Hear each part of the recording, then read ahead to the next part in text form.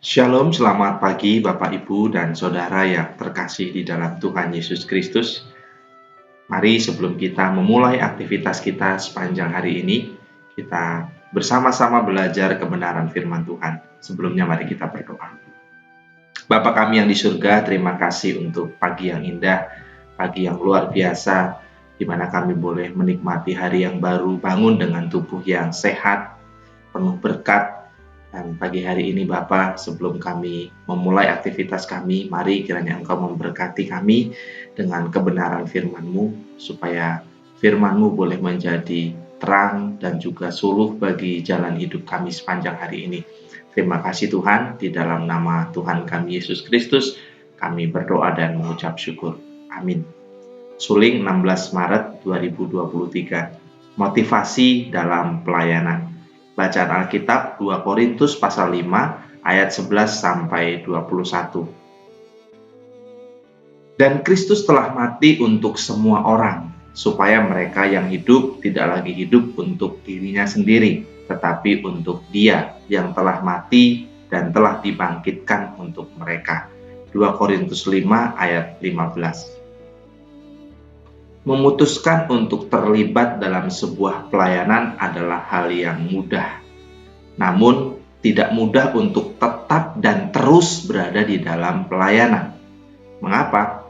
Karena setelah kita melayani, kita akan dihadapkan dengan berbagai ujian, hubungan dengan sesama pelayan, tanggung jawab pelayanan yang berat, dan banyak hal lain seringkali mengganggu komitmen dan konsistensi pelayanan kita.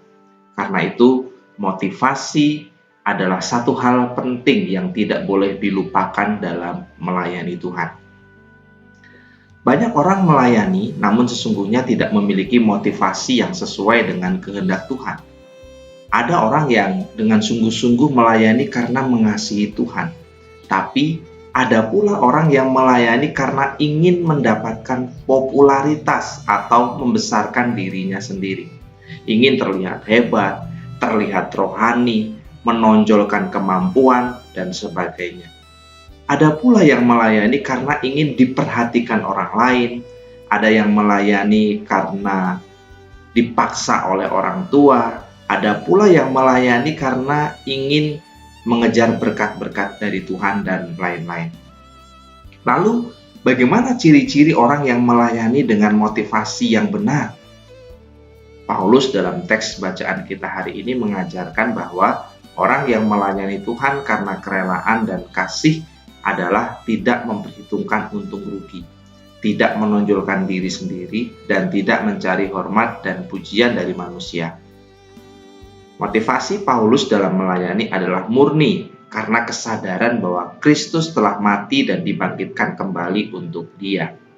Dari Paulus kita belajar bahwa kemurnian dan ketulusan merupakan kunci yang sangat penting dalam mengabdi kepada Tuhan. Kemurnian dan ketulusan Paulus dalam melayani memampukan Paulus untuk terus melayani apapun risiko yang dihadapinya sebagai seorang pelayan. Karena itu mari kita memeriksa apa yang menjadi dasar atau motivasi kita dalam melayani. Apakah semata-mata untuk memuliakan Tuhan, atau kita masih punya banyak agenda yang mengarah kepada keuntungan diri sendiri? Jangan sampai kita mencuri hak Tuhan dengan memanfaatkan kesempatan dalam pelayanan untuk memperkaya diri sendiri atau demi popularitas kita. Jangan pula kita lupa untuk memuliakan Tuhan dengan terus bersikap asal-asalan, malas, atau tidak serius dalam melakukan pelayanan. Mari kita mengarahkan fokus kita dalam melayani ke arah yang tepat dengan mengikuti keteladanan Paulus agar semua pekerjaan yang kita lakukan berkenan di hadapan Tuhan dan bisa berbuah lebat membawa kemuliaan bagi Tuhan. Motivasi yang murni dan ketulusan dalam melayani merupakan kunci langgengnya pelayanan kita. Pokok doa hari ini, mari kita berdoa untuk panitia perancang gereja agar terus semangat, sehati sepikir dalam melayani, bekerja sama dengan gembala dan jemaat memajukan pelayanan pekerjaan Tuhan. Amin. Demikianlah renungan suling pada hari ini. Tuhan Yesus memberkati.